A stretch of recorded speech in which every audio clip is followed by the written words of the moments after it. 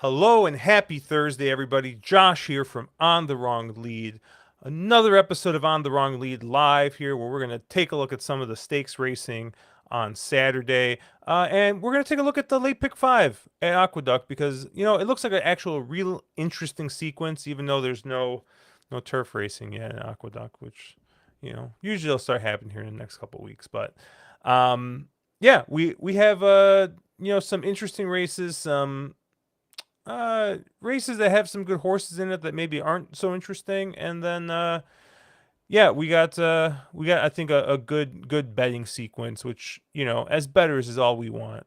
And when I think of betting, okay, I got nothing. Mark, what's up? How's it going? I don't know. I was trying to segue into you somehow, but It's okay. I'm good with it. I think the big. Oh, go ahead. Go ahead. I was gonna say it is nice though to I mean, I'm sure you're loving your life right now because you're right next to a ski mountain in a nice Airbnb, That's and more Airbnb. importantly, there's no Fox News going on in the background, There is and no you Fox. got a little less brain rot going on there. A So little less brain rot. Yeah. I mean, I did have to cap a bunch of stuff that I was like, oh, this is terrible. But a little less brain rot going on. And I'll say, obviously we had to sort of, we had a plan. We were going to talk about the Keeneland opening weekend sequence, and we were going to kind of focus on the Saturday card. And 9 inches of rain kind of offsets that ever happening. So we did a little pivot, and we're going to kind of cover some other things.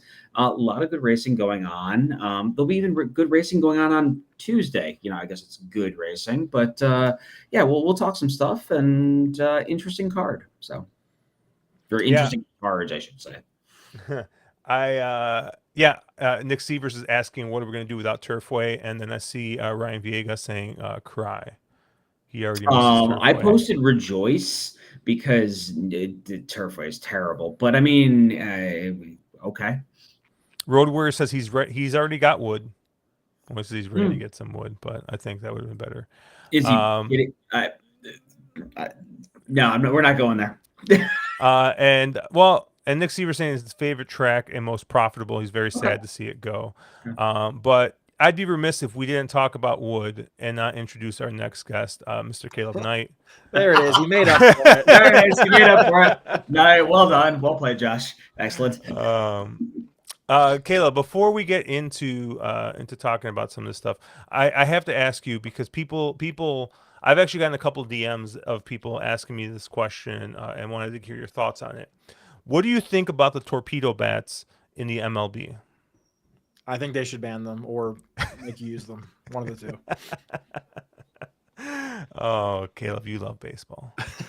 How you been though, Caleb? I feel like last week and this week or last weekend, you were like a quarter degenning, but I feel like this weekend you actually have full degen rain coming. So yeah, how are you feeling? I'm feeling okay. I'm getting over a cold. I was sick for like last weekend and half of this week, so kind of on the upswing from that. So at least that much is good. It's just been busy with life and work and everything going on here. So yeah, last weekend was, I was dialed in, but not really betting that much, just kind of watching races here and there. I had some company in town. And then I finally have like 2 weeks in a row where I don't have anybody visiting. I don't need to go anywhere.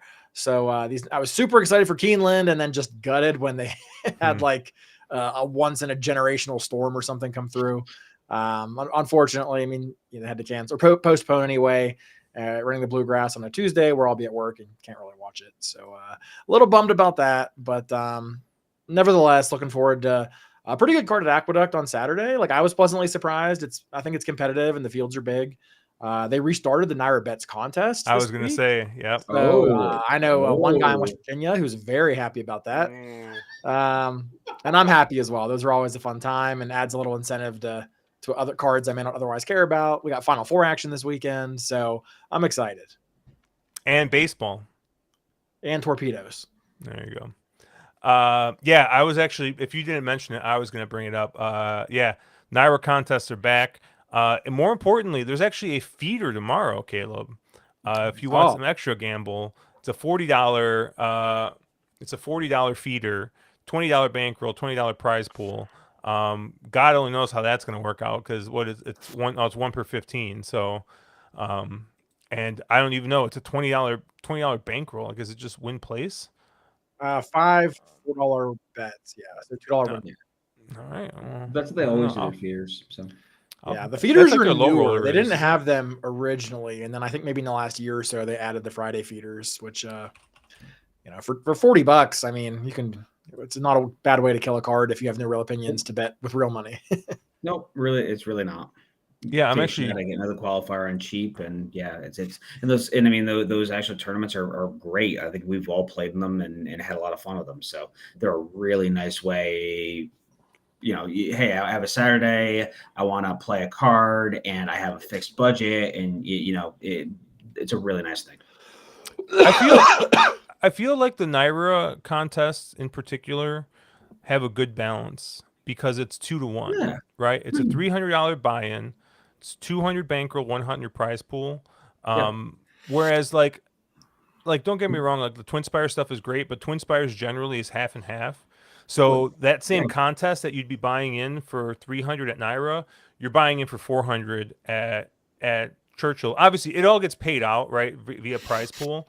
But I don't know, like for me, and maybe it's just like mental, right? Like for me, I always feel like $300 is, I don't know, it's just a nice number for me. Like I feel like once I start talking about $400 or $500, I'm like, all right, this is a real DGen weekend. This is like Caleb at the craps table type of weekend, I was actually looking at the schedule for Keeneland, because technically right now they're still running the 6th is the plan. That's Sunday, yeah. Yeah, they have a $700 feeder to the Grade 1 gamble on Twin Spires.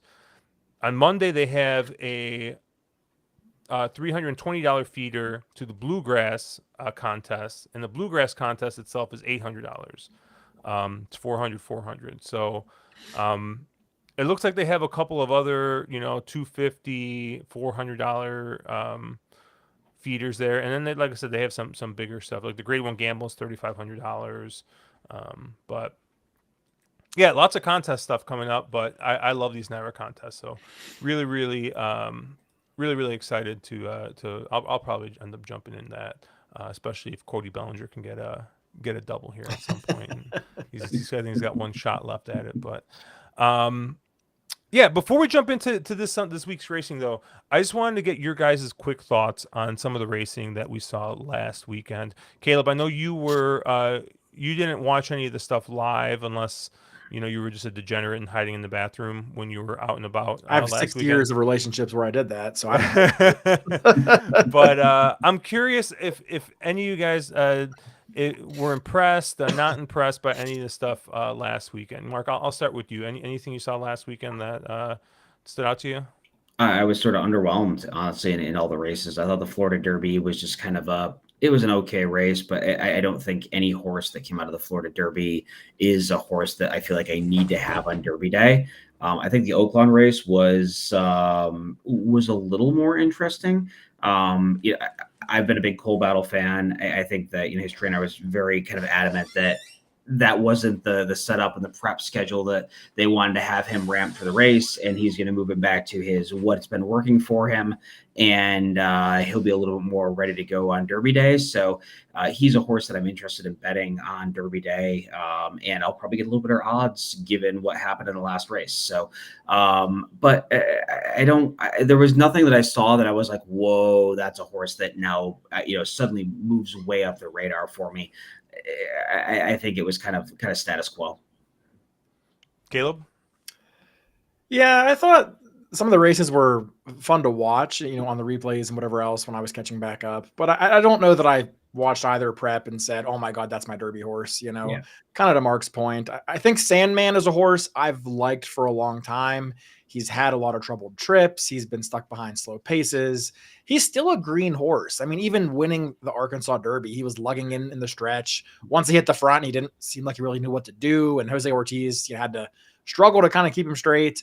I do think, a lot of people in chat really like Sandman in the Arkansas. So I think that was a nice call out by the few folks that pointed him out with the jockey change from Torres to Jose did the trick there. Although going 45 to the half certainly helps when he has a white hot pace in front of him.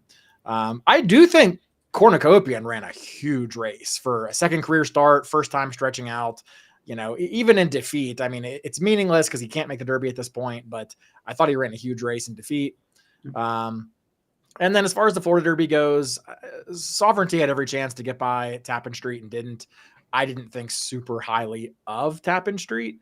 So I don't know if I think less of Sovereignty now, more of Tappan Street. Maybe there's just that whole Eastern contingent of kind of closer horses. To me, they feel the same. Sovereignty, Tappan Street, Tiz-tastic, Sandman.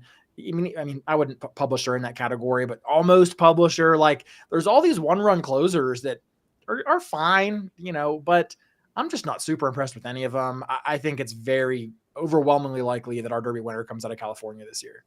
Yeah, I was going to say to Nick's point that he just posted in chat, I very much agree with that. I agree with exactly what Caleb just said. I think I haven't seen that horse that's blown me away, and I kind of feel like the winner comes out of California, as much as it absolutely pains me to say so. I don't want any of the horses that I saw this weekend. I've not been impressed by any of the Florida horses at all. And like I said, I was very, very interested in Mattercat Road. And I know Mike Smith kind of dressed it up saying like I had a lot of horse. So those two horses in front of me were serious business. I don't know. I got tricked by the damn time form. Horse race fell apart and that horse hung on by Mattercat Road and just didn't really back it up. I don't think the next time out. But yeah, I'm interested to see what happens this weekend. I think it's going to be much clearer, obviously, once we see this weekend. But honestly, I think your winner comes out of either one of these two races run this weekend, or possibly a horse coming out of the Louisiana circuit. But Louisiana preps have come back to be really, really good races so far. If you've watched what's run back, everything out of that fairground circuit has come back to run really well and probably run way better than they should. So to your point, I think you have to kind of elevate that fairgrounds rate or anything out of the fairgrounds, even though it, again, pains me to say so. Yeah, I know you're not a huge favorite, but no, I'm not a huge fairgrounds person. But again, and I know Caleb talks about this all the time about how everything coming out of the fairgrounds has been running back really well, and he's not wrong. Ever since they increased the distance of their preps, it seems like they've just, coincidental perhaps, but it just seems like the horses have performed much better, or maybe trainers are targeting that race more than they were before. But ever since like the Epicenter year a few years ago, that's been a very live prep race for the most part. I was actually curious. Yeah, it's gonna be interesting because like there's a couple of horses that are kind of like on the bubble right now that I'd be more interested in than horses like Sovereignty or Tappan Street. But yeah, we'll see. Like I said, how stuff kind of. We also you always every year at the Derby you get a couple of defections of sort of top 5 horses that something came up in training or something's wrong, and you always see those things happen. So even if somebody's in that sort of whatever on the outside looking in but really close, a lot of times they end up drawing in because of those defections. Yeah, CB for you to win. He had both winners, Tappan Street and Ender the Sandman. Good for him, man. So Well played. yeah, like Caleb mentioned, I know that some people in chat were talking up those horses. Nick Seaver says he's live to a 4K future on Chunk of Gold, so let's hope that holds. And you guys have any future bets in or no? No, not this year. I have $20 on Tiz-tastic, but I bet him not before the Louisiana Derby, before the race, before the Risen Star. I bet him actually, or before the Rebel, whichever race he was in, I forget. I bet him in that race at 80-1. It felt not very smart when he ran like fourth, but then felt real smart when he won the Louisiana Derby. So yeah, I am live to an 80-1 for $20 on Tiz-tastic. So I don't love his chances, but I love his odds. I have $20 on Rodriguez at 107-1. I love it. And then I have $20 on a horse that's running another horse that's running this weekend, Citizen Bull, at about 10-1. Yeah, that one I like. I think I got like 9.8-1 technically. So pretty close to 10-1. And then because I'm just a sicko, I bet them in an exacta for $5. $5 box. Wow. So but yeah, well, I mean, we'll see what happens. But all right. CB4U with his River Thames bet. That's spicy. I like that. Yeah, River Thames, the horse of memes. No, where the heck did my what are the memes? I don't know, Caleb. You wanna mention the me? I got the full EBD experience with River Thames. Oh God! Oh no! No! I'm about to get the full EBD experience tonight with he had like three batters he liked, and he's like, yeah, they all hit doubles, and the only one that didn't hit has got 0 hits is the one that he gave me. So we're gonna get it, but we're gonna go through some of these early these other preps here before we get to this late pick 5. Mark, we talked briefly about the UAE Derby. I think Caleb kind of agrees is a pretty bad race. This Brad Cox horse is 9-5. The one, the Gotham. Interesting that you shipped this one over here instead of, I don't know, running in the wood. But yeah, I don't know. When I looked at this race, really the only horse I was a little bit interested in was maybe the 8 Shin Forever. I thought could be a little interesting, but I don't think I'm betting anything in here. Mark, was there anything that you liked in here? I think it's one of those things. When you're saying it's a bad race, you have to kind of quantify what you mean when you say it's a bad race. And if it's simply the fact that you don't think a horse coming out of this race can win the Derby, cool, then it's a bad race. I don't inherently think, though, it's a bad betting race or as much of a bad betting race as Caleb's probably trying to make it out to be. Flood Zone's going to be short, but I think you can get around Flood Zone. I thought Down in the Mood, the 2, was an actually really interesting sort of other horse in here. One of this sort of, there's a bunch of Japanese shippers in here. And we know a lot of these Japanese horses have been very live, in these types of races. And I thought of the ones, Down in the Moon was the one I was most interested in. A horse that, seems to be kind of getting better over time. And a horse that is better races have been the sort of longer races on fast dirt.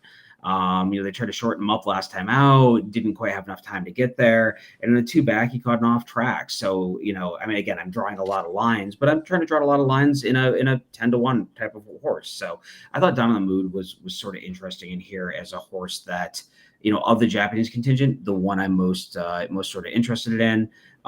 Could Flood Zone win? Of course, but I think this is a very weird track to ship this horse to Dubai unless there's some sort of something I'm missing here on why they actually did it. And I thought there was a few other horses you could get, kind of interesting in here.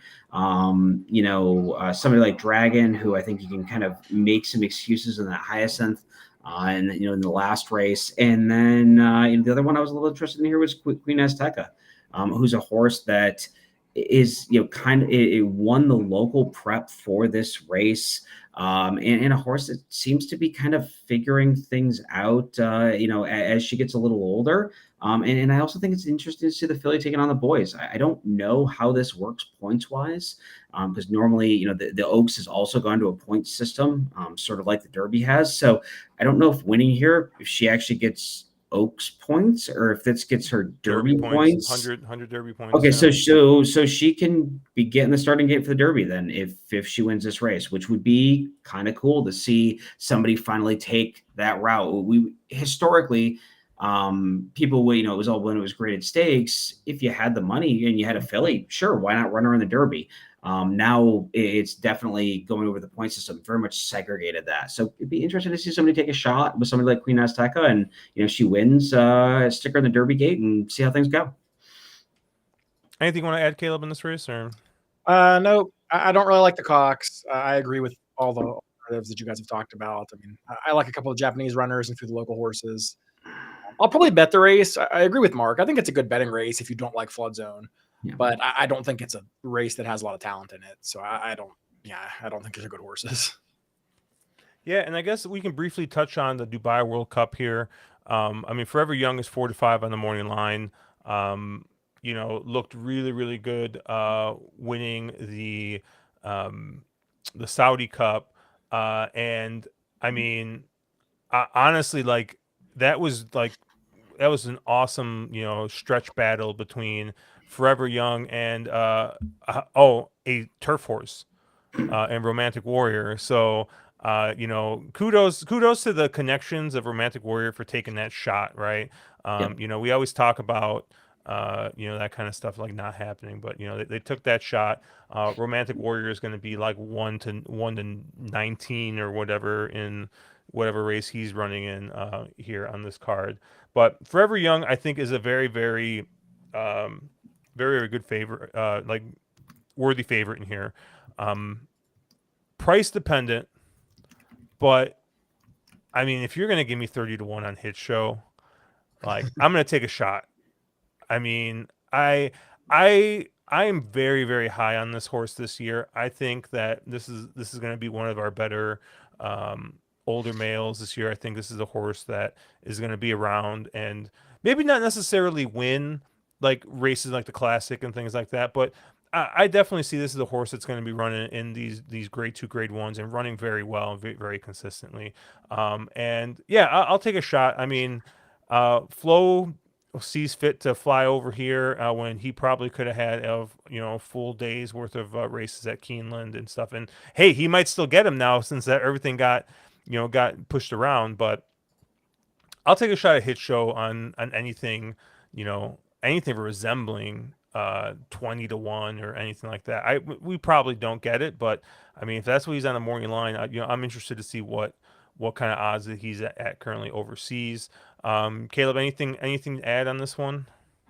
No, I mean, I really think this is a one horse race, unless you think Forever Young is going to bounce to the moon off that effort, which admittedly is possible. I mean, that was a huge race at Saudi to beat Romantic Warrior, but I mean, he could even bounce a little bit and still win this race. So I just think he's going to be extremely tough. I think if you're playing this race, he's a key in anything horizontal, if that's even an offering on the wagering menu. If you're looking for something vertical or a value win bet, conceding that Forever Young is the most likely winner, I agree that it shows a good bet at 30-1. I don't think he'll get 30-1, but I think that 20-1, I still think he's a good bet. All the way down to maybe 15, I think he's probably fine.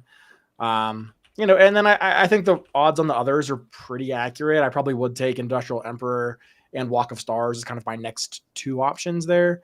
A lot of these horses did not show up at all in the Saudi Cup race. Horses like Ushba Tesoro, Wilson Tesoro, Ramjet, horses who, they ran maybe third, fourth, and fifth, but they were a country mile behind the top two. So I think this is a race you can make an argument. Some horses maybe just didn't care for that particular racetrack. It is a bit of a weird configuration with a 9 furlong, one turn, different, base as far as the sand and stuff goes. There's a couple runners in here. I think if you argue they didn't like that surface, that their previous body of work would support the notion that they do have better efforts. I mean, Wilson Tesoro at 26-1, which is the oddest line in the world, but 26-1 is one that I'd probably take a look at.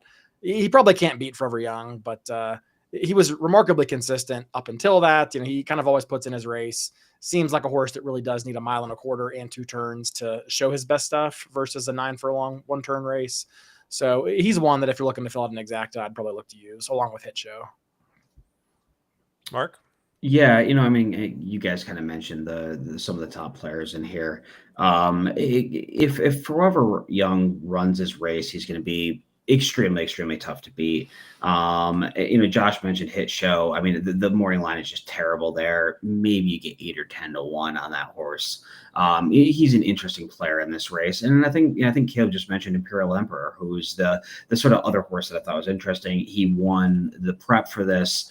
And it's kind of a local horse. He's done really well across this maiden circuit. So at least he handles the going, likes the trip. Now, the same thing about Forever Young. But if Forever Young has a bad trip or bounces to the moon, which he has every right to do off that massive performance in the Saudi Cup, I think somebody like Imperial Emperor could pick up the pieces and be an interesting player in here. So I would sort of have an A and maybe 2 C's, depending on how what type of wager you're playing. But to Nick Seaver's points, 26, there were some really weird lines in here. I was looking at them like, who cuts 26? Okay, cool. You do you, but you won't get 30 to 1 in Hit Show. That would be, that's not going to happen.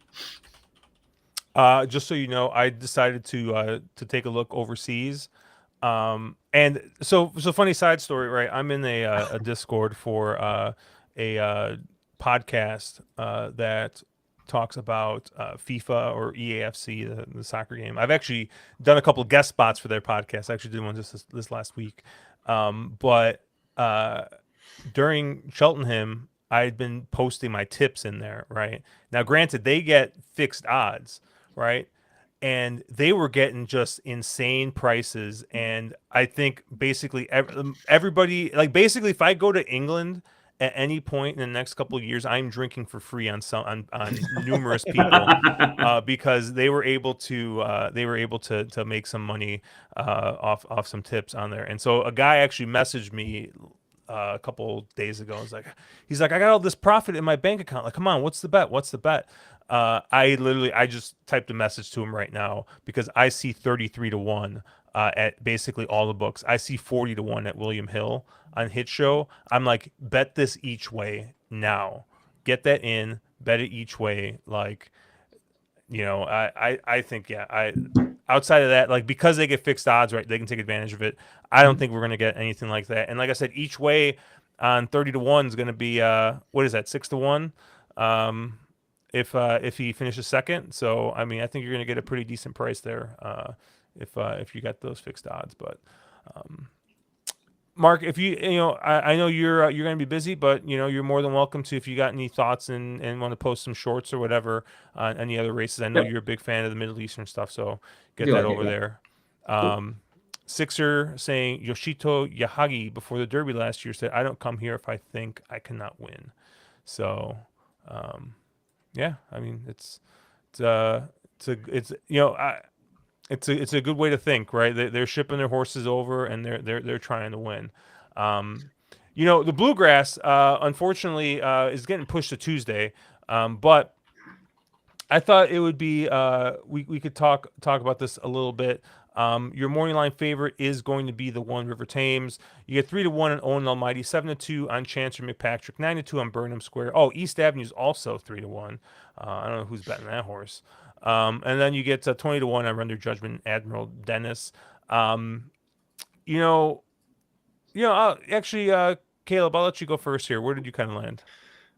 Good. I'm glad because I got an off the wall pick in this race, which I'm sure comes as a shock to everybody. I don't like any of the short prices in here. River Thames, I mean, he was under a drive for half a mile last time, got run down by Sovereignty, who then couldn't run down Tappan Street, who couldn't run down Burnham Square, and I think they all stink. So I don't like the East Coast horses, kind of to the point we talked about earlier. So I just don't think much of any of the shorter prices in here. Owen Almighty, I mean, I really liked him in the Tampa Bay Derby. I really don't like him here. I think that he gets a lot more pace pressure in here. I don't love him at the distance.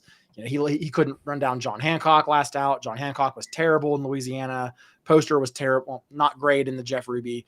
Are you going to say Admiral Dennis? I love Admiral Dennis in here. Yes. And let me take it back. I don't love Admiral Dennis, but I think he's the only. I don't think he'll get 20-1. Let's maybe get that out of the way. But I don't care what price he is, really. I mean, he's going to be 5th choice in this race at best, and I think he's a horse that, at least, I don't know that he's bad. And if you look at his body of work, I mean, to lean on one of Mark's favorite angles, he does seem to be in every other race kind of a horse. He's been in a lot of races with really slow paces. I mean, looking at time form, basically his 3 of his last 4 had a slow pace, and he was able to come from off the pace in 2 of those 3. He didn't do it in the Gun Runner, but that was a bit of a weird race where all the runners were strung out like crazy in a short field. Admiral Dennis stumbled out of the gate that day, and he was 4 to 5 in that race and just couldn't land a blow. Came back and rebounded nicely in an optional 100. And then he went in the Rebel and came out last by 23 lengths. I mean, clearly that was not the plan. The running line doesn't look great, but he made up 17 lengths. I mean, that is pretty impressive given that, Matticat Road went, on the front end the whole way, and that Coal Battle kind of was mid-pack. Sandman made a big run. And the crazy thing about that race is that the horses exiting that Rebel all ended up running super well next time out. I mean, Coal Battle was 3rd in the Arkansas Derby we just saw. Matticat Road was 4th. Sandman won the race, and Publisher, who was 4th in the Rebel, ran 2nd in the Arkansas. The horse that was 5th in the Rebel was Tistastic, who won the Louisiana Derby.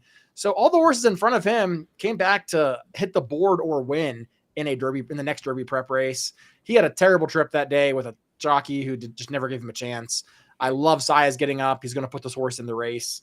I agree with you, Matt. Flow off.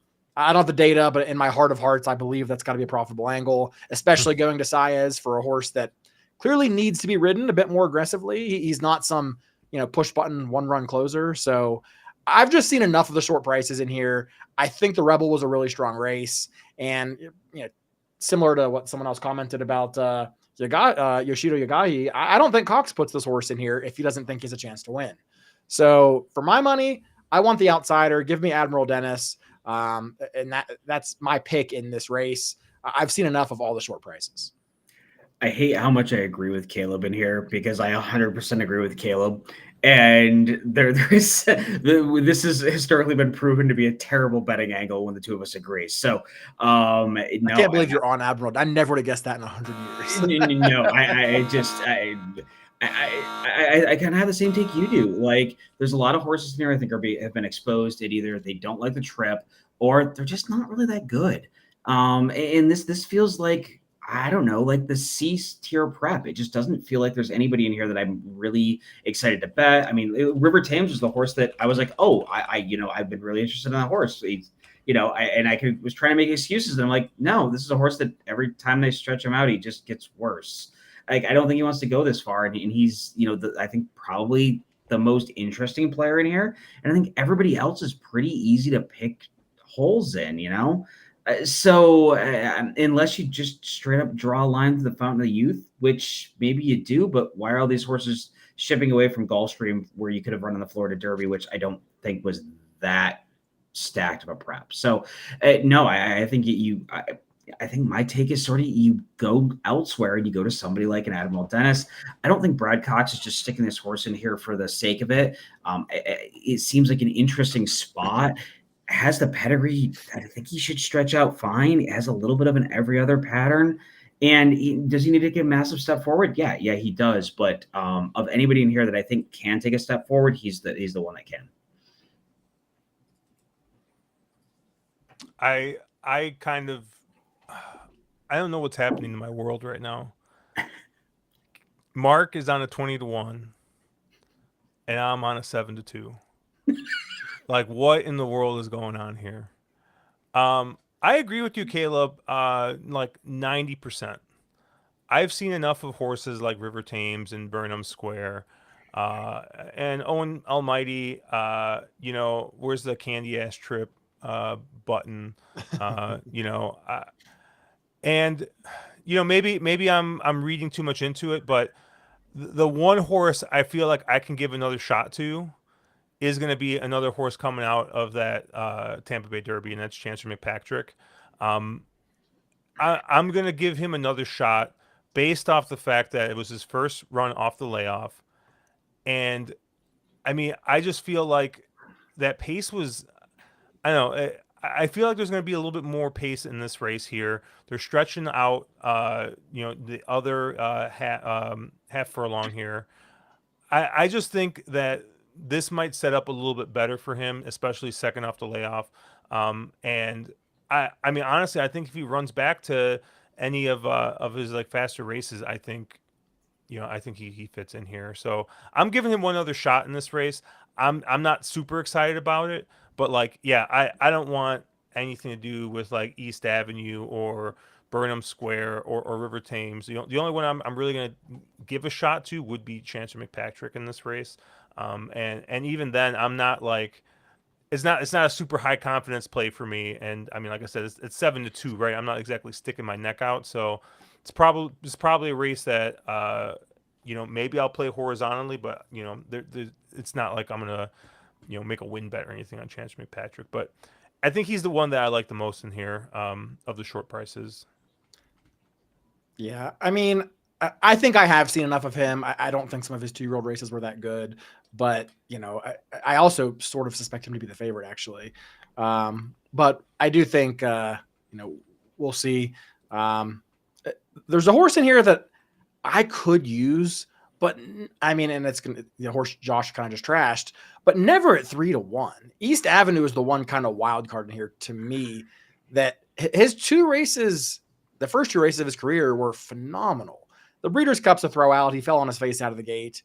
And then the Risen Star is similar to Josh's argument with Chancer. I mean, first start off a layoff, and he might truly just be a very one-dimensional, need the lead or I stop running in my tracks kind of a horse. And he probably gets the lead in here. There is maybe a price that I could forgive the last 2 races, but my goodness, it's not 3-1. I mean, if I can get 6 to 8 to 1 on him, I'd be interested. But at 3-1, I just can't. Yeah, and I kind of feel like Nick Sievers was talking about similar, to East Avenue. He's like, he thinks if he gets somewhere like 6-1, he'd be interested in. I don't know. Like, I mean, like I get it, right? At least like Chance McPatrick came out of that long layoff and like ran a second in that race, and Flavian's back aboard here. Like, I don't know. I'll give him another shot, but like I don't feel great about it, right? Like if we weren't doing a stream, right, I wouldn't be on Twitter like banging the drum for this horse or anything like that. So low confidence play for me, but probably, like I said, probably the horse I like the most in here. All right. Well, let's move on to talking about other races that I wouldn't be talking about if I wasn't doing a stream. Santa Anita Oaks, race 4 here, and you got we got some short fields over here in California. I mean, surprise, surprise. I do think, and I think I saw our friend Matt DeSantis kind of pumping the brakes a little bit because people were like trashing, right, the Santa Anita Derby because of how short the fields were and stuff. And it's like, dude, we've had short fields like this before. Like, someone posted a video from like the 90s of like some Santa Anita Derby that everyone always looks at with like rose tinted glasses, and it was a 6-horse field, right? Like, all right, let's pump the brakes a little bit. But at least in the Santa Anita Derby, I think they got some pretty solid horses running in there. So we won't, we'll hold a little bit of judgment. And here, though, Tenma is going to be your even money favorite. You get 7-2 on No Bad Beats. Shout out to Mr. Bad Beat himself, Stephen Fox. Vodka with a twist at 4-1. Madam's Secretary at 6-1. Silent Law 8-1. Look Forward at 10-1. Mark, where did you land here? Yeah, I mean, I think it's hard to really go anyplace else beyond the favorite, right? Like Tenma in this field should absolutely destroy these. Everything on paper, but this is kind of an atypical Baffert, and the fact that it's not a speed horse. This is a closer horse. Probably needs a bit of a setup, and is kind of gotten that, you know, I mean, but I think she's just talented enough to kind of make her own trip. And I think she's just a really, really hard horse to, I was trying to make an argument for literally everybody else in here. And I just kind of threw my hands up and I'm like, you know, horse is 4 for 5, loves this trip, went across the surface. What's kind of not to like here? You know, and the horse that I've kind of a soft spot for and I really liked a lot last year and we haven't seen again this year is Vodka with a Twist, the 3. And you know, but the concern there is she doesn't really have a prep going into this. I don't imagine that was the plan. And so what do you kind of do with her? So you know, I think I would love to kind of make the contrarian argument that Vodka with a Twist is loaded and ready to go, takes a big step forward here, and kind of can turn the tables on Tenma. But I think Tenma is just much the horse to beat, and you know, maybe you have a tiny piece of Vodka with a Twist. I don't really have anything creative to say in here. I think it just kind of I think the morning lines have it right. Caleb. Yeah, I directionally agree with Mark. I think Tenma is your most likely winner, but in my gut, my fake Baffert sensor just tingled. They're all tingling, right? This horse. I mean, it's just this horse has 4 wins from 5 starts and only went off favored once for a Bob Baffert horse in California. I mean, it just they put up, you know, Kimura in the first 3 career starts. Like, this horse just does not strike me as the typical Baffert monster, despite the big purchase price and everything else. I'm just a little unsure. The works aren't as flashy as we come to expect for most Baffert horses. She beat a 3-horse field last out. Let's not get carried away with anything out of that. And looking at time form, I mean, she is a deserving favorite, but she's only a few points faster than the next 3 choices. So I'm not really convinced that. I think she's your likeliest winner, but I think that the odds she goes off at is way shorter than the odds I would actually give her to win this race. So I think in my mind, she's going to be an underlay. The 2 horses that I would look to try to beat her with, one of whom Mark already talked about, is Vodka with a Twist. Really wish she had a prep race, but this race seems to have a bunch of like EP8 kind of runners who like need to be on or just off the lead. She's the only one that is likely to come from further back. I do wonder if she's just not as good at round 2 turns as she was around 1 turn. Her last 2 starts were not great. She's coming in with no prep, but she's interesting. And the other one is the number 1, Look Forward, who I actually do like quite a bit at 10-1. The Honeybee is kind of a throwout. I mean, she came out of the gate terrible. And the Honeybee actually came back to be a pretty strong race with Quiet Side winning next out. I think she won the Fantasy, and 5G crushed the Gulfstream Park Oaks. So the top 3 were 1, 2, 3 the whole way around the track. They probably were with the track flow that day, but they came back to run well, you know. So I do think that was a good race. I wish I had a different jockey up. You know, I'd love to see, you know, anybody else besides Mario. I know he's 18% somehow, but like, I just don't think he's a great fit on this horse anymore. I'd have loved to have seen like Hector or, you know, somebody else take the mountain here, but nevertheless, you play the hand you're dealt. I also don't love the draw for getting the rail here for a horse that I don't think can win this race on the lead. So I have some questions, but that Low Sal race in the Starlet, she ran a good race, and you know, I won't say nearly beat Tenma, but gave her an honest effort and beat Vodka with a Twist by 10. You know, came back to win a stakes next out at sprinting, and then has a throwout race in the Honeybee at 10-1. I mean, she's one that I can get behind, and one that if I am going to try to beat Tenma, she's one I would try to use. Yeah, I went a different direction here. I kind of agree with you guys on Vodka with the Twist. I think is probably the most interesting kind of the off the pace horses, because like you said, Caleb, I feel like a lot of these horses probably need the lead or really want to be forward, and Vodka with the Twist seems to be kind of at least one that we can pretty safely say is probably going to come from off the pace. I'm very interested in this other Baffert, the 2 Josh Silent Law. We're back on 4. Yeah, we're back. Here we go. We're back. We're back, guys. We're back. 3 cherries here. And, you know, Caleb, I kind of agree with you where you were talking about the 410 and you're like, this is just not like typical Baffert, right? Like this looks like a horse that all of a sudden, dude, we're gonna see uh, running in like some 3-year-old fillies turf race, later this summer, and like just like picking up checks that way or something, right? Like just like some weird, just like off Baffert horse that's still gonna end up winning a bunch of races. Um, but when I look at the two, I mean, this seems more typical Baffert, doesn't it? I mean, this is a horse that wants to get the lead, wants to get out of the gate fast. Started out, going 5 furlongs. Juan has ridden this horse every single time up until this race. And I mean, look at that work pattern coming into this race, right? I mean, I don't know, man. This just seems like the right Baffert in this race.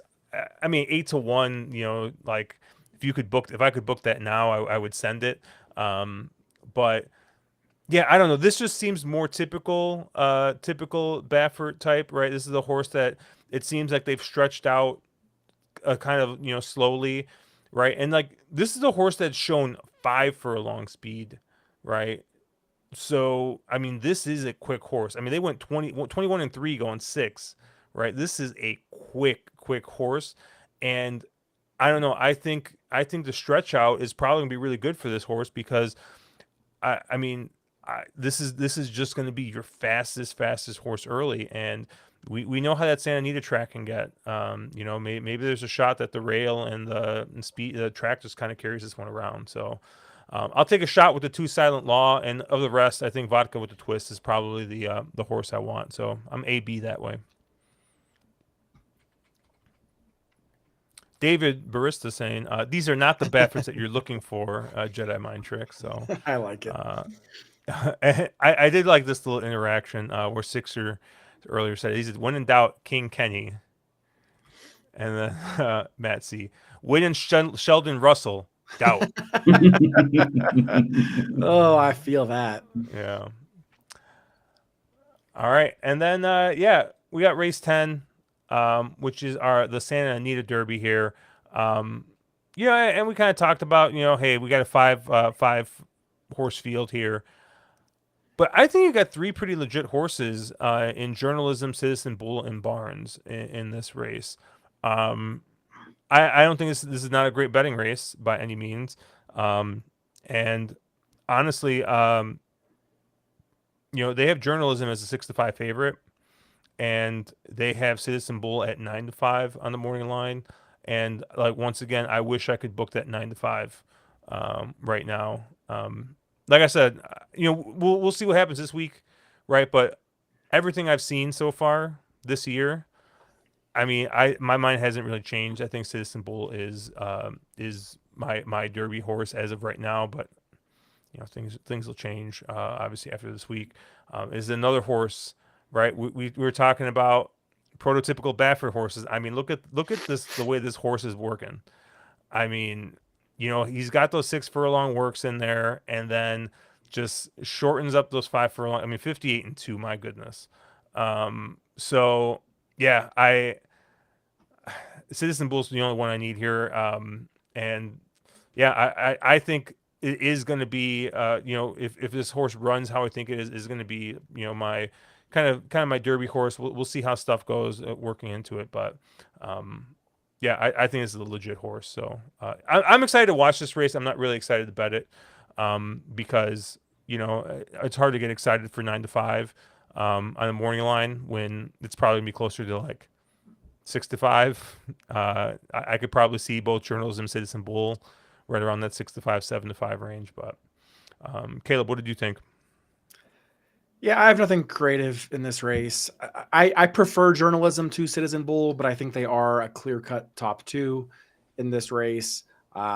Journalism has managed to win 3 races in California despite having to go up against the Baffert Army, where Baffert controls every element of the race, from the pace to the herding and everything else. And Journalism still ran down Barnes last out and beat Rodriguez by 10 lengths. So I think I do prefer him But I respect Citizen Bull. I have nothing against him. I was talking to Mark earlier.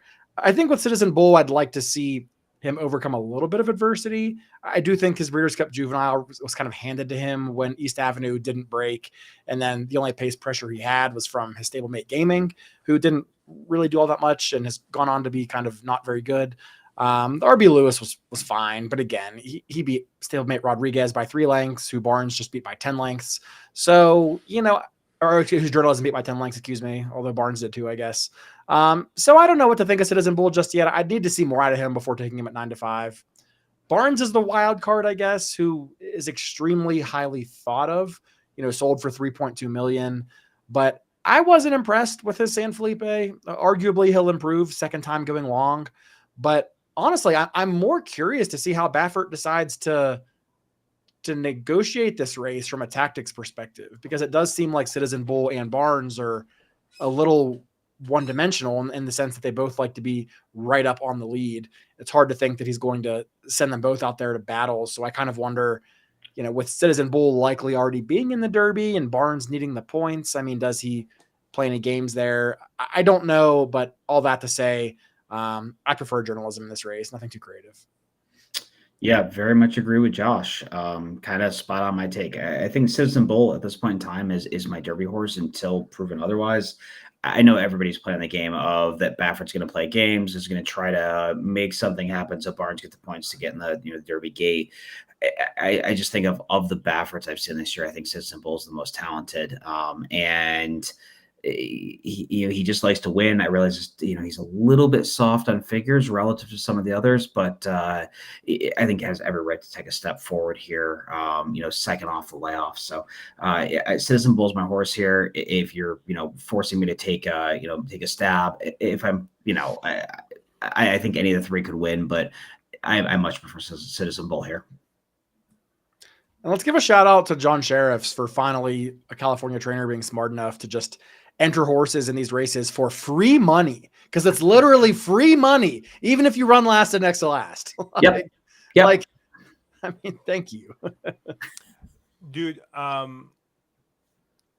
honestly, the worst possible thing that can happen for me in this race, right, is they take Citizen Bull back.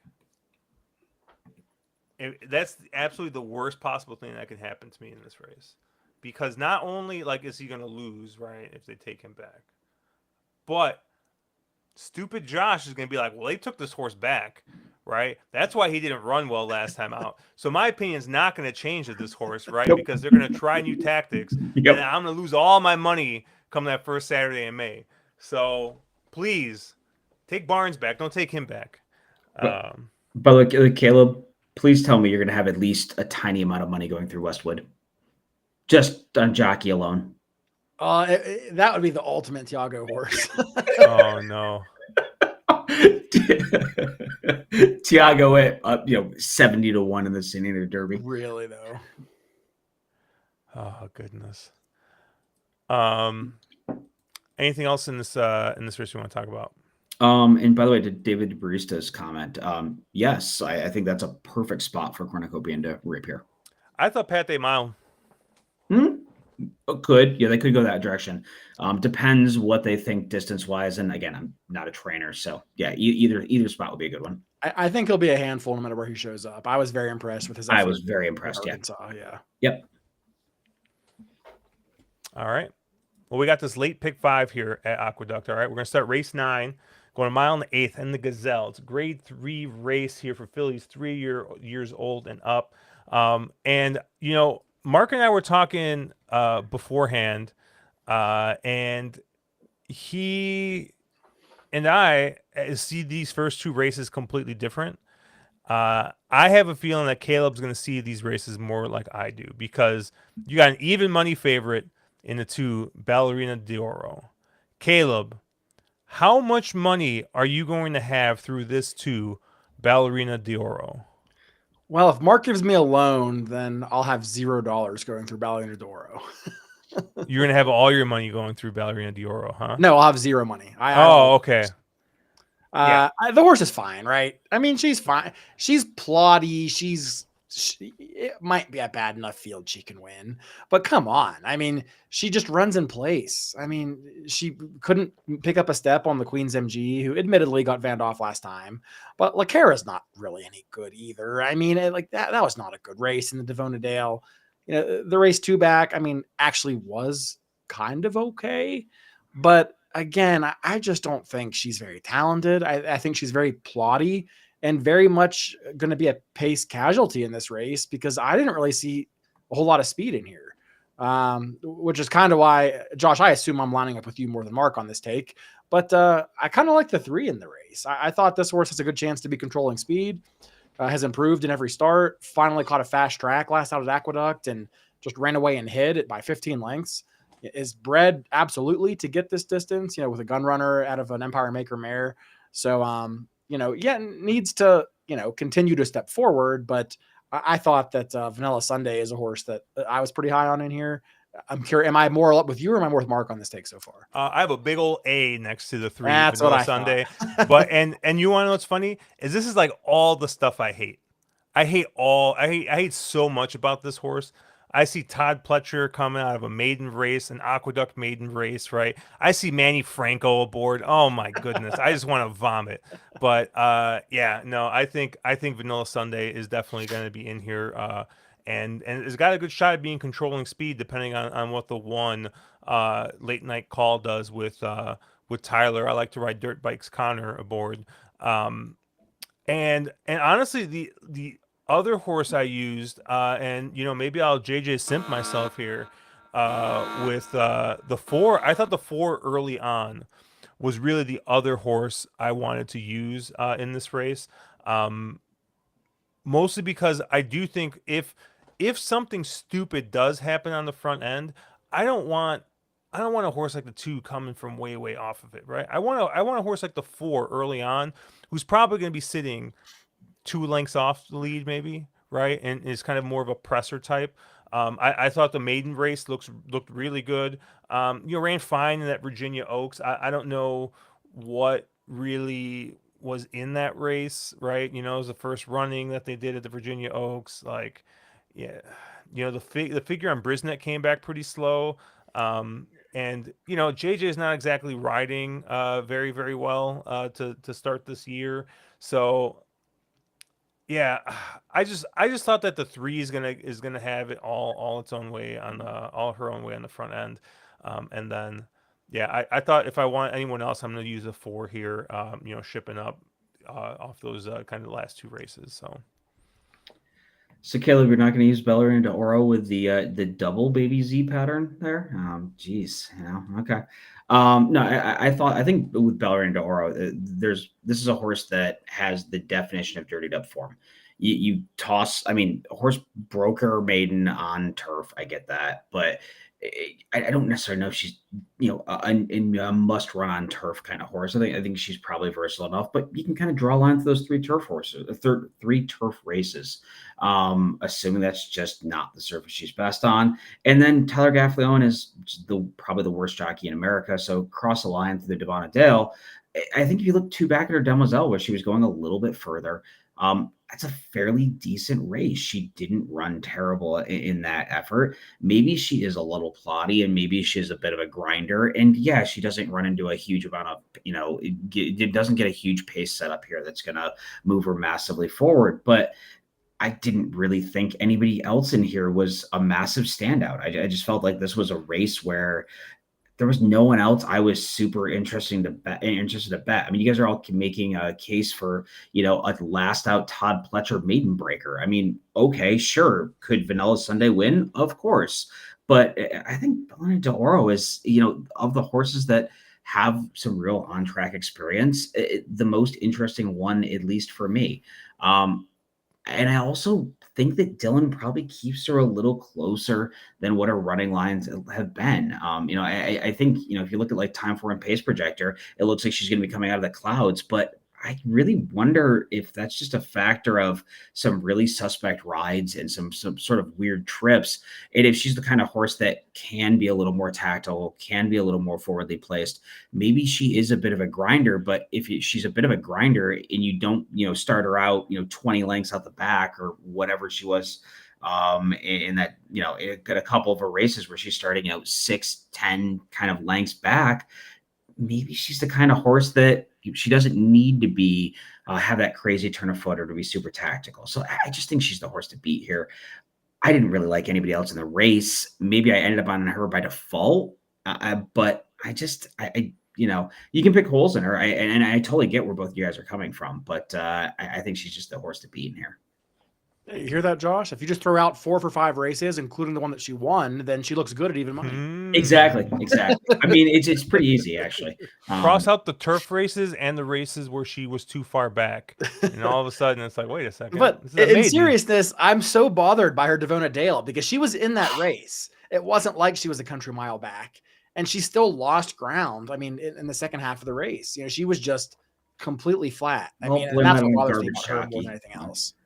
I mean, I think Tyler did what you need to do if you have a dead closer and you get a slow pace in front of you. You get the closer involved early, and I mean, he was only 2 lengths off most of the way, and then just didn't kick. I don't know. I don't like horses like this, But so I do have one other horse that neither of you talked about. Is anybody give the 8 Liam in the Dust a little bit of a look in here? Horse who has a couple of figures, at least time form wise, which is what I'm looking at, that fit in here. Horse doesn't like to win very often, but you're definitely going to get a price. And, in a race that you're saying doesn't have a crazy amount of pace is going to be right up there with Vanilla Sunday, I would imagine. But definitely does have some more experience, and you're probably going to get at least double the price. I mean, it's Joel and a speed horse, or I don't know, speedier type horse. Not for me. If I knew what she was going to do, I might have more of an opinion. Like if I knew that the plan was to send her, I'd probably actually like her in this spot. But I'm not sure that's going to be the plan, especially with Rosario. And some of her races are just really head scratching. Really bad. Yeah. I mean, so I just don't know what to do with her, honestly. Horse makes absolutely no sense to me. And I'm not saying doesn't make any sense, can't win this race. I literally mean doesn't make any sense. And it looks like Nick Stever says the 8 is scratching. So good. We don't have to think about this pretzel of a puzzle. Was there anyone else you liked in here, Caleb? I like the 7 a bit. Kind of you went for the 4 for the same arguments. I kind of went to the 7, a horse I think will be 2 to 3 lengths off and maybe get first run on Ballerina de Oro. And as promised, came back to run second in the Gulfstream Park Oaks, which I don't think was a super strong race, but nevertheless was fine. A horse that just seems to be kind of stepping forward at the right time. So I like the 7 a bit. And then at 20 to 1, I did give the 6 a bit of a look.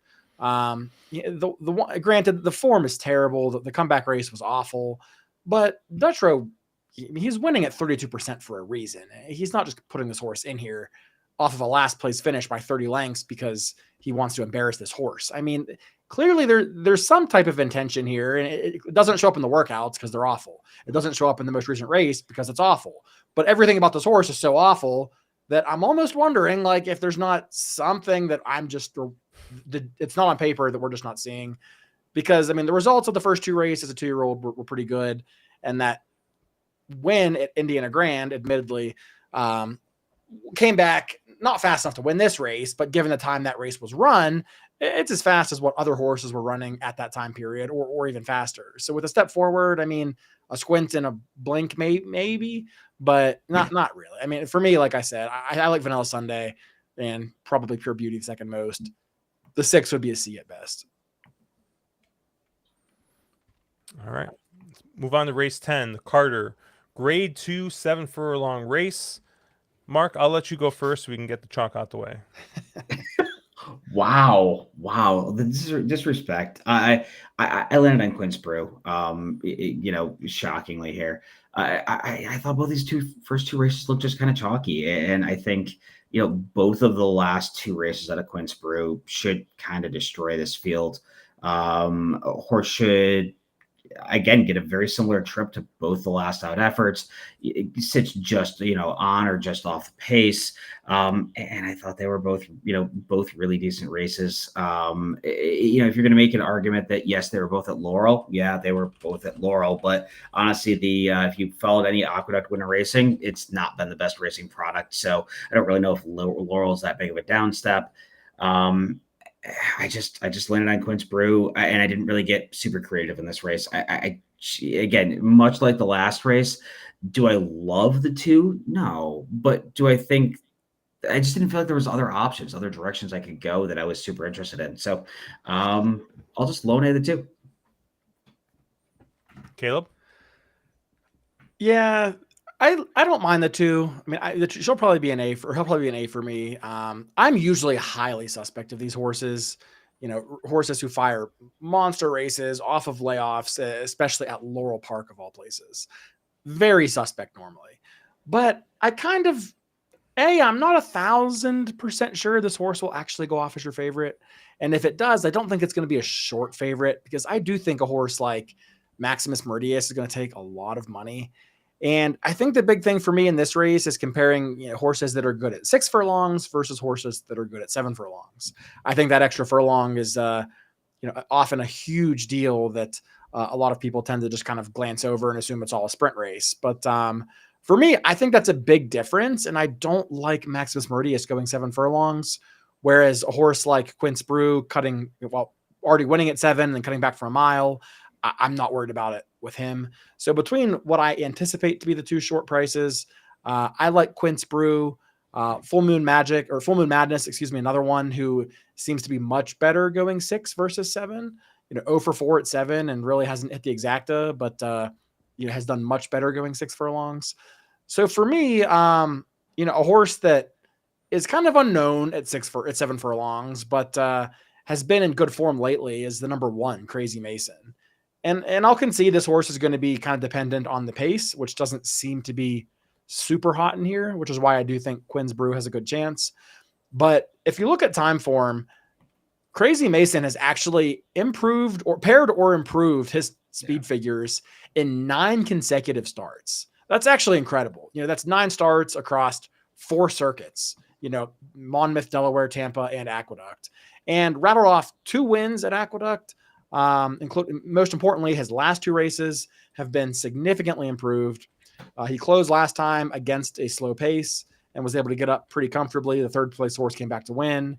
And then 2 back, he also closed against what was a color-coded red as a speed bias, coming from way, way back and running down Radio Red, who came back to win next time out. He needs to get probably faster. Even if his figures put him in the conversation, I think his class, this is a step up for him. But I like the way he's traveling. I like the fact he likes Aqueduct.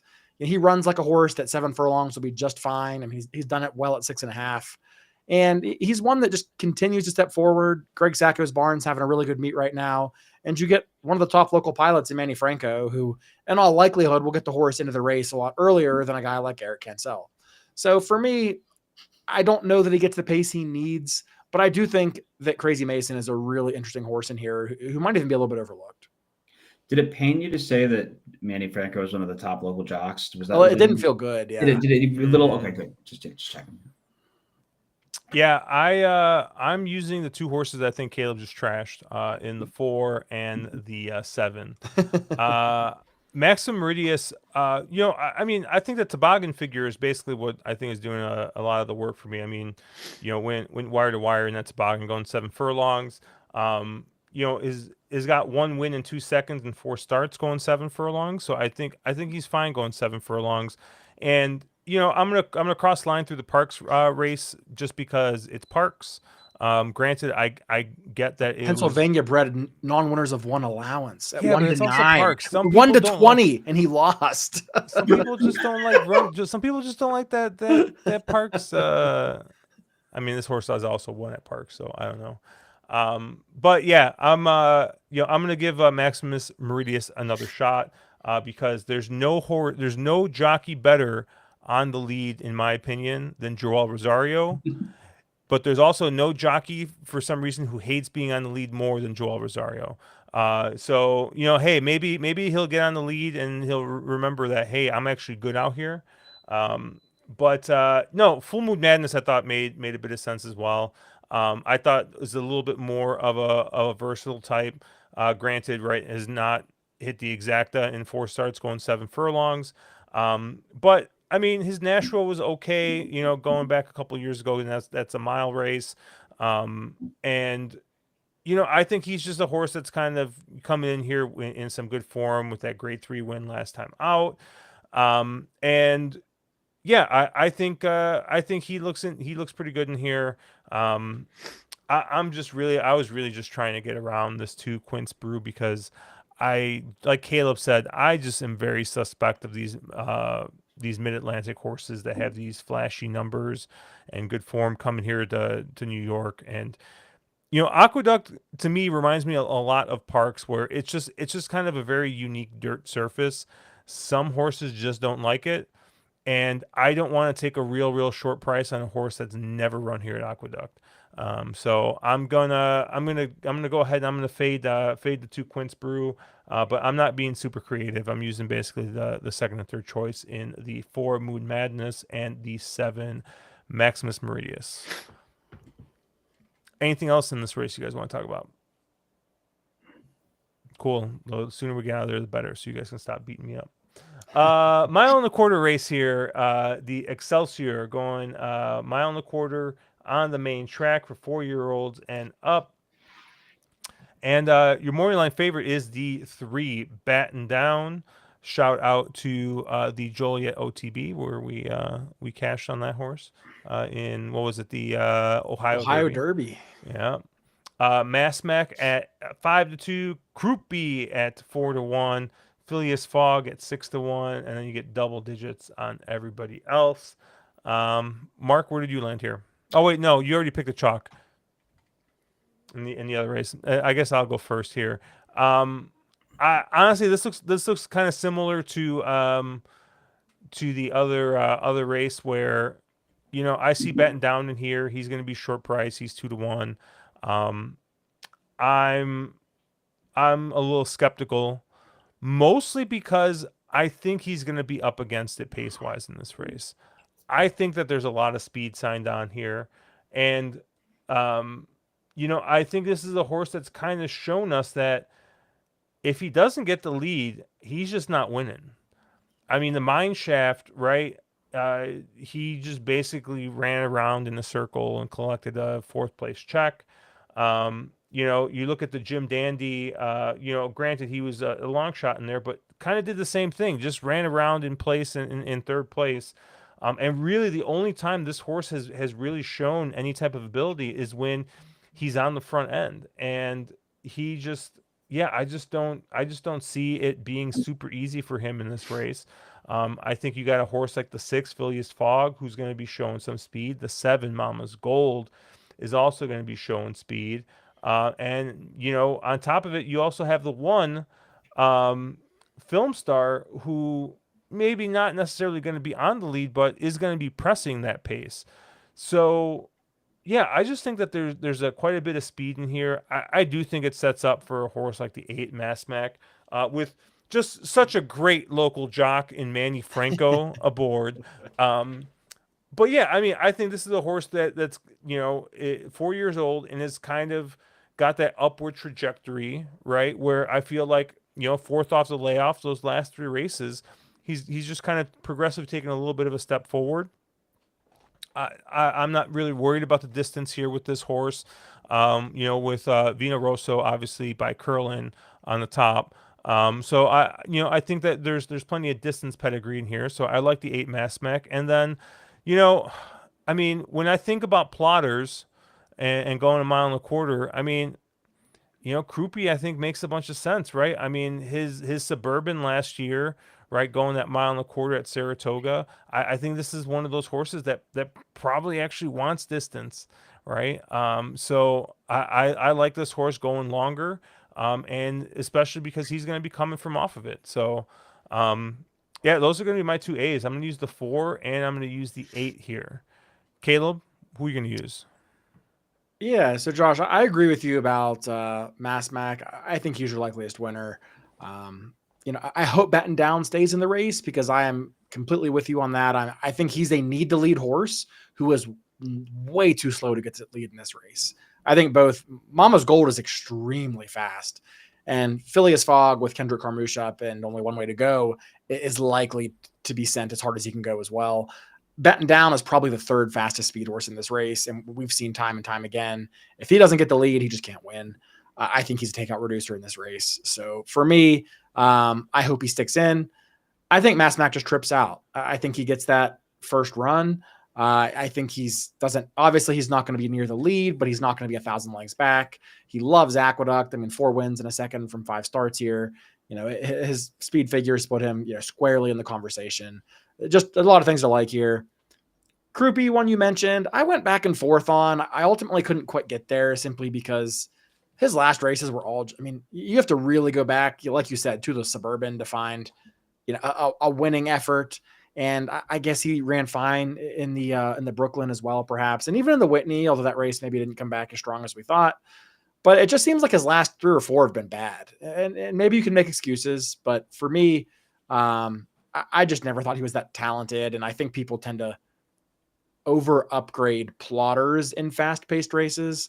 And sure, he might hit the board, but I just don't really think he's for me. The other horse I did want to talk about is the number 5 Curbstone. I just think that this is a horse that's pretty clearly better on dirt than turf. I don't know why it took Tom Morley so long to figure that out. Mark, if you could ask him, I'd appreciate that. But 5 for 15 on dirt and 0 for 9 on turf. The results tend to speak for themselves here. All 5 of those wins did come at Aqueduct, which I think is something that's worth noting in here. And the distance is not a problem. He's already proven at this distance. He's been beaten by Phileas Fogg a few times, but most of those have been either over off tracks or going like a 1-turn mile, which is clearly not what he wants to do. But if you kind of look at the fast races that go around 2 turns, I think the results look a lot better. Mainly that race 2 back is actually really strong, where he was able to turn the tables on Phileas Fogg and Film Star, and he should get a great pace to run at today. So I think that he's one in here that wants to run all day, should get an honest pace, and at 12-1, I think is a good bet. Yeah, I mean, Caleb's stealing all my thunder here. No, I think Mass Mac is probably your most likely winner, but there's a good argument to be made in here that a bunch of these are a little bit suspect going this trip. This is further than most of these have gone. Somebody like a Mass Mac or even Phileas Fogg. They've never tried this trip before, and I think a couple of them are a little bit suspect. So I think honestly, top choice for me is going to be Curbstone, who I don't know why Tom Morley campaigned that horse like he did. Clearly, he knows the horse can get the distance because we ran him 2 miles on turf. So distance isn't the problem, and this horse has clearly been much better on dirt. I love the stretch out to the classic distance here. For this one, Jock may be a little bit suspect, but she did very well 2 back in that allowance win on this horse. You don't necessarily love to see a Jock who is a bit younger, a little less experienced on a closer. That requires really good timing. It requires really good hands. But she clearly has a pretty decent handle on this horse. So I think in a field that I think a lot of them are somewhat suspect going this trip, I think I land on Curbstone in here. Josh had mentioned Krupe. I think that's another horse that's interesting, but Krupe hasn't won in forever. And I think if you look at the form has just kind of been going downhill. The last few have been pretty poor efforts. And I think Krupe gets way over bet, relative to his chances of winning. So, given that, I'm going to land on Curbstone as top, but I do think this is a race that I do want a little bit of coverage, and I'm definitely skinnier in earlier races. I do think I want some money through Phileas Fogg. I think I want some money through a Mass Mac, or even a tiny bit through somebody like a Mama's Gold as well. I would be extremely interested in either Phileas Fogg or Mama's Gold if the other one scratched. But totally. Yeah, I mean, extremely totally. interested. Yeah. But I do think that they kind of neutralize each other a little bit in this race. Well, and they set up the 5 as well. I mean, there's a ton of speed in here. This should set up a horse that's that kind of 1-run closer type. Sure. Anything else in this race? I did like Fortnite is fun in Twitch on Twitch chat brought up a good example, a good question or point here. Talking about the 8 that he would prefer the 8 if he was staying on Lasix. Yeah, it's rare that you see a horse break its or try and run off Lasix and then at Aqueduct um win on Lasix and has been on Lasix and now is coming off for the stakes race. So Well, you can't run on Lasix in the stakes ex- race. So yeah. yeah, but usually like if a horse is kind of stakes quality, like they never really like they try not to put the horse on Lasix. And then like I started kind of going through the PPs a little bit. And you got a lot of horses coming off Lasix for this race, which I thought was interesting. The four Croupi hasn't had Lasix, in over 2 years, if ever. I mean, heck, even Batten Down last time out in the mine shaft was on Lasix. So yeah, interesting point there. If you're a Lasix believer, that I think if anything, at least Croupi has been a little bit consistent, um, at least being off of Lasix there. But all right, let's move on to the wood. Mile and the eighth here on the dirt, and we got a couple of scratches in this race. The 6 Hill Road is scratched out. I actually had a nice big old A next to that horse before that scratch. And then the 9 Bear Claw Necklace is also scratching out of this race so far. Your morning line favorite is going to be the number 1, my namesake, and who I also have a future bet on. Rodriguez is going to be 5-2 in the morning line. You get 7-2 on Captain Cook, which is going to be my bankroll on Saturday, cooked.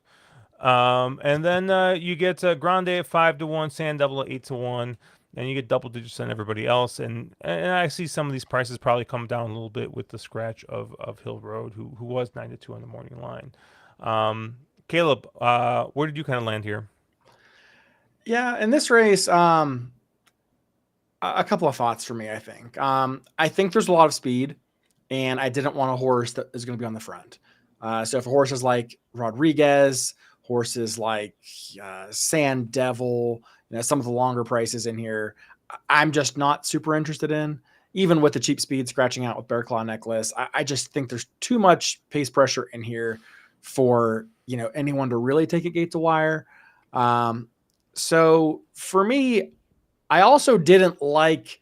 I think now Brisnet doesn't seem that bad, but I think Time Form is completely off the rocker with the figure they gave to the Gotham. That figure is just asininely. I mean, Flood Zone got like a 122 or something for that race, which is basically good enough to win the Derby. And it's the Gotham, for God's sakes. Like, let's be realistic here. Sand Devil got a 11 point top off of a losing effort, in that race. I think it's a bad fig, and I don't really think I want any horses coming out of that Gotham. So with that said, I mean, that kind of pushes me sort of obviously towards a horse like number 2, Captain Cook, who won 2 in a row after disappointing in debut. But that was in a different barn. Once Dutch Row got this horse, the 2 races at Aqueduct have both been pretty outstanding. Has improved in leaps and bounds in each career start, and has already proven at Aqueduct and at this 9 furlong trip, which is something that pretty much no other horse in the race can say. So for me, I mean, I think Captain Cook's just, again, extremely versatile, can sit just off the speeds, could also sit further back if needed, likes this track, likes this distance just fine, coming out of the withers. So to me, that's your likeliest winner. I would love to get 7-2 on this horse. I'm not sure that I will. I don't know that Rodriguez is going to take all that much money, truthfully. But if I can get 7-2 on Captain Cook, that is definitely my top pick in here. I had a couple of longer shots that I might give a glance to, but I did like Hill Road with you, Josh. I am disappointed that he's going to scratch. But before I talk about my long shots, I guess we'll see where you and Mark ended up. Mark, you want to go? Yeah, same spot as Caleb. Captain Cook is my top choice by quite a bit in here. Again, I think there's a fair bit of speed in here. I think somebody like Rodriguez is compromised. I don't love these Baffords that as they stretch out, they start slowing down, which he seems to kind of be doing. So I think Rodriguez can just beat me, and I'll land on somebody like Captain Cook by quite a bit as my as my top choice. I was interested in Grand, the 7, a little bit as well, although the works kind of coming into this look a little bit soft. Todd has won the Wood a ton million times. Nice to see Dylan hopping up here. Definitely not a downgrade jock wise there. So I thought Grand was a little bit interesting in here as well. For a horse that I think we're talking about these horses that can get the trip. Grand has a win going the trip, and Captain Cook has a win going the trip as well. So both of those give me some confidence there. But I really think that if you use Captain Cook and you use Grand, you probably get this race 90% of the time. I don't really think there's a lot of prices that I think have a huge amount of upside, at least personally. But I'd love to hear Caleb's take on prices. So. Before we get to Caleb's take on prices, is it any surprise that I'm betting Rodriguez in this race? Yeah. I mean, I just have to, right? You had to. No, I mean, I have to, no right? judgment. Like, there's just like I can't get around it, right? Like my money's gone. But in all fairness, I heard Matt DeSantis talking about this a little bit on his video, and you can check it out obviously on Naira Bets YouTube. But this might be just the easiest trip that Rodriguez is going to get, right? I think this is more than likely a need to lead type, right? And unfortunately, his stablemates frequently end up being need to lead types, right? So he's getting away from his stablemates a little bit. I think he's a little unfortunate to also draw in with a couple more speeds outside of him, but I think that last race, the San Felipe, I don't really know if he was, ridden to necessarily win that race. I don't know. I mean, maybe he's just not that good. But I think there's a lot of questions around this horse. And I think, it's interesting that Bob ships him out here when I think a third place probably would have gotten him in the Santa Anita Derby. If they would have had the full points, which I think if he would have stayed, that race would have had the full points, unless there's some, weird provision about one trainer having too many horses or something. I don't know. But either way, I think the ship is a little interesting, but yeah, I honestly, of the speed horses, he's the one I want. But yeah, I really, really like Hill Road in this spot, and I'm really kind of bummed that he scratched out of it. I think this is your quintessential. This is a horse that needs a setup. He just needs a setup. He's good enough, but he needs a setup, right? He's like, who's that? Who's the horse that just came back and just absolutely flopped from last year? Oh, Sierra Leone. He's like Sierra Leone.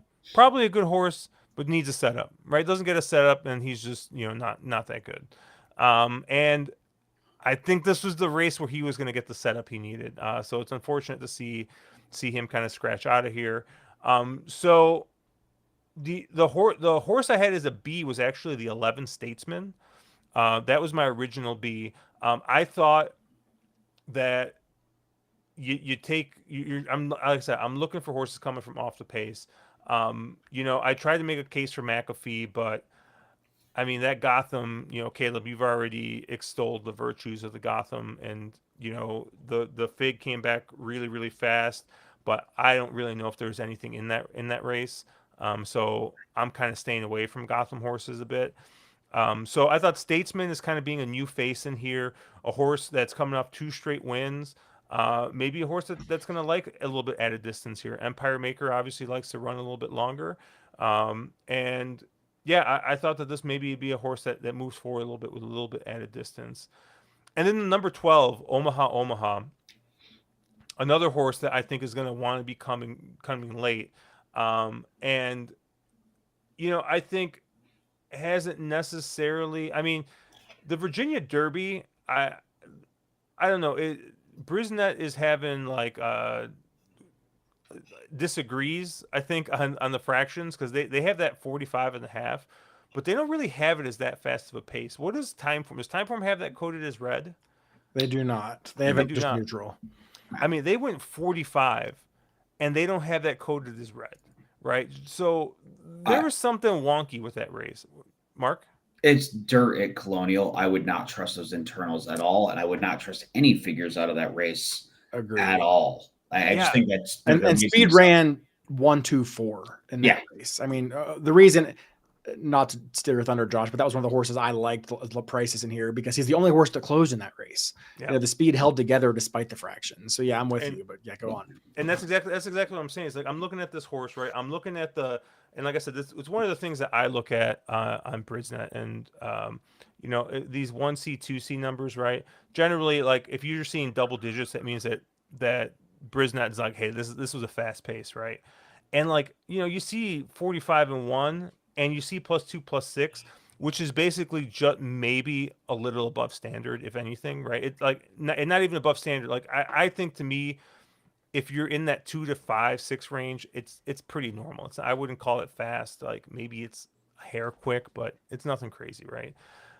And the fact that they have the last two races, right, coded pretty, we'll say pretty average, right? And this horse still managed to close in for third. But then when you look down, you look at that Jerome, you look at the optional claimer at Laurel, right? Those were coded as fast. And I don't know, you just see a much better effort there, right? You see a horse that really, really is wanting to come and close late. So, yeah, I liked Omaha in this spot as kind of a long shot. So I'm going to use the 11 and the 12 as kind of like my off the pace plays here. I got them marked down as B's. But yeah, the lone A I have in this race is going to be the one Rodriguez. But Caleb, you got prices. You kind of covered two of them, really. The 11 and 12 were my probably next two picks in here after Captain Cook.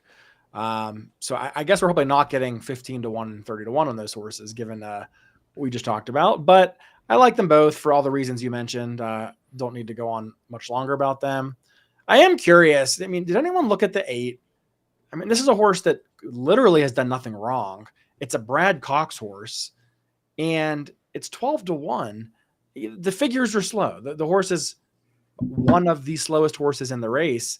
And I think that kind of holds true whether you're looking at time form or Brisnet. But I mean, did anyone find a way to make an argument there? No. And you know what's funny is I was earlier, I saw CB for you to win. Where was it? Was it him? I think it's one of those horses you make a case just in the fact that the horse is 3 for 3. The horse likes to win, and sometimes you see these horses that they don't necessarily quite fit on figures, but they just like to get their photo taken, and they somehow find a way to get it done. I think that kind of 12 to 1 ish line. Yeah, it's a horse you include, maybe not as an A type, but definitely a B type horse. Yeah, I don't have any fault. I have a hard time beating that one up at all. So for like when we were talking about the UAE Derby earlier, right? There's the Brad Cox horse that won the Gotham that shipped over, right? And CB for you to win is like you're asking the right question on the Cox course. Keep going down that path. I thought that this was the horse that he was kind of like trying to connect the dots to a little bit, in that, hey, Brad shipped the local winner of this prep overseas and entered a different horse in this race. Like is there some kind of like weird like little like gamesmanship going on there, that like he's like, I got another good one that can win a big prep, so let's send this other horse for the bigger purse. That's I don't know. I don't know if that was like some kind of weird like if I'm getting too meta there and like trying to figure out what the hell Brad Cox is thinking. And I mean, nobody knows what Brad Cox is thinking because he keeps on riding flow, right? So who the hell knows? But I thought that's where he was kind of going earlier when he was like, hey, like like maybe like this was going to be kind of his pick in this race. But yeah, this was a horse I looked at, right? Because this is a horse that's 3 for 3. Brisnet's got this horse kind of slow, but I've mentioned before, like Brisnet figures aren't exactly gospel. So yeah, I don't know. I thought he was intriguing. I didn't use, but what was that kind of piqued my interest a little bit. I think Nick, I don't know what race Nick was talking about. He said, watch the last 16th of that last race. It was ugly. Is he talking about this race for Passion Rules? Maybe. But he said this horse will come back on 3 weeks. And the Arkansas Derby on 2 weeks is a bit quick. So maybe that's why this horse is pointed here instead of the Arkansas Derby, just because he needed another week to kind of prep for. So anything else in this race you guys want to talk about? No. All right. Last race here, race 13. And we got a state bred optional claimer for fillies and mares, 4-year-old and up, 7 furlongs. I mean, this is an absolute chaos race as usual. You have a even money favorite in the 3 Dolomite. You got 5-1 on Sohana, 8-1 on Ariana Rye, and Fast and Frisky, double digits on everybody else. Mark, where did you land here? Yeah, so I think when I kind of look at this race, I sort of started a sort of a pace complexion standpoint on it. There's a fair bit of pace in here, and so I wanted somebody that could kind of sit a little bit off from that. And it happens to be that the favorite through 3 Dolomite is that kind of horse. Should have the fastest late pace in the race. Horse that can get this trip, has a win at Aqueduct. It probably isn't the best of what Chad Brown has in his barn. And there's an argument to me that this horse is, likes to finish second and third quite a bit. But I think there's a lot of case to be made that Dolomite is a horse that makes a lot of sense in the spot. And the other horse that I thought was a little interesting was the 9, Fast and Frisky. Another horse that's going to sit a similar sort of trip, be a little bit off the pace. Another horse that's arguably a bit camera shy. I thought it was interesting to see Jorge Abreu going to Koa in the spot, but I looked it up, and the two of them have some really high statistics together. So a horse that probably gets ignored on the jockey being up, but again, a horse that I think sits the right kind of trip, a little bit off the pace here. And Fast and Frisky is one that the last, 4 or 5 starts have gotten a little bit faster every time. Doesn't like to win very often, but of course you're going to get paid when they figure it out. So that's where I kind of landed, was on 3-9, and interested to see where you guys went, because I thought this was a tough race. And the fact that if you didn't love the 3 Dolomite, there were a lot of ways to go. Caleb, you got anything interesting in here? Yeah, I'll probably use every horse in the race besides Dolomite, honestly. I know a fake chap when I see one, and this horse is fake as hell. So I don't need this Chad Brown horse. He gets a setup here, sure. But he's had a setup before, and he just doesn't get it. Or she hasn't had a setup before, and just hasn't got it done at 1-4 and then 4-5 in her last 2 starts. I don't think the cutback actually helps her here. I don't think that's really what she wants. I think she's probably better at a mile than 7 furlongs. So I don't need her at even money. But I do think Mark's larger analysis of the race is correct, in that if you go past her, this race gets really difficult. I do agree that my top pick actually is the 9, Fast and Frisky, who Mark already talked about. I think that horse does project to get a good trip in here. I do think there's a lot of speed in this race, so I was trying to look towards more off the pace runners, but a lot of these horses just look very similar to me. The 9, again, probably my top pick, but I even looked at horses like the 4 Nolita, for example, who Lescano gets up for Bill Mott, who was up for the win 3 back, and a horse is going to be running late, if at all. I looked at a horse like, the number 8, who is definitely not a win machine, but the 2 lifetime wins did come at 7 furlongs and at Aqueduct, which at this exact trip, despite having a lot of losses under different circumstances. Another horse that has good figures and is very consistent and should be running late once again. So a race that I struggled with. I mean, I don't know what to do with the 10. A horse that's coming off a huge layoff for Brad Cox with Rosario up, likes Aqueduct, likes 7 furlongs. If I had a prep, I'd feel much better. I just don't know what we're going to get from Sohana, both from a performance level and from a pace dynamics, from a trip. I don't know. I mean, she's done a lot of running on the lead, but she has also run okay off the pace. I don't know what kind of trip she gets here. So this is a tough race for me. It's the hardest race of the sequence. I will let Dolomite beat me, and I'll probably spread to most of the other pseudological closers in this spot. Yeah, like Mark, I'm going to use the 3 Dolomite, but I mean, I don't know, man. I can't trust that horse. I can't imagine this horse actually goes off at even money, because I think there's a lot of horses in this race that look similar. Um, but yeah, I'm gonna use the 3 Dolomite. I like your 10, Caleb. Sohana, is gonna be coming first off the is coming off the layoff here, but I mean, it's Brad Cox. I'm not necessarily worried about, coming off the layoff with him. And honestly, it's a little bit of a drop in class, right? This is the horse that's been running again in that Stallion series, right? Those stakes races, and now is coming down into these, optional claimers. Where last time this horse ran a 7 furlong optional claimer, this horse went wire to win. So yeah, I think the 10 Sohana, definitely in here with a big shot. And then the other horse I'm going to use is the 5 Ariana Rai. I think we've all talked about Sophia Vives on this show before. Great rider.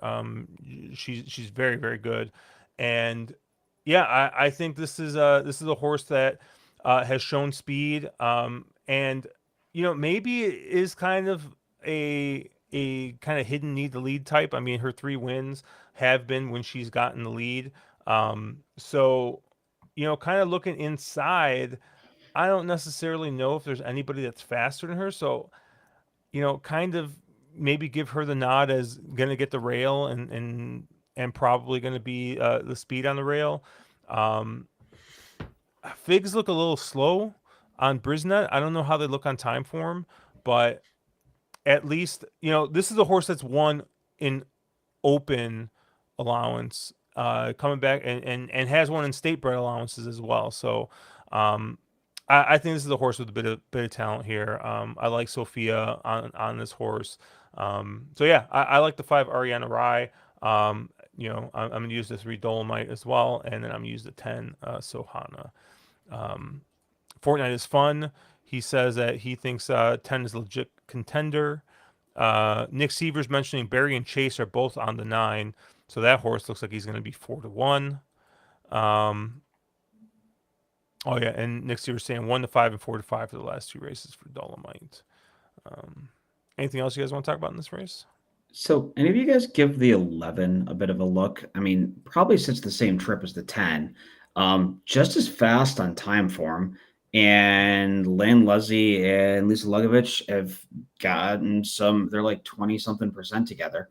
I realize that last race is absolutely terrible. I tend to be somebody that will kind of ignore one terrible race out of a horse. But you're getting 6 times the price of the 10 for a horse that probably sits the same trip and is every bit as fast. I thought the 11 was a little interesting in here. I tried, but the only race that the 11 has that's fast is on a sloppy track. So I wasn't quite sure. I mean, if the track comes up sloppy, then yeah, sure. But I just wasn't quite sure that that's repeatable, given the rest of the body of work there. He kind of tops out around the 90 on time form with anything else. Yep. That one race kind of seems like an aberration over the muddy track. Yeah, then that could be the case. Very true. Yeah. All right, and then yeah, I saw Jay actually. He brought up a point on race 12 about the 8, talking about those Brisnet pace figures, where he's looking at these E2 and LP figures where they're kind of flip flopped.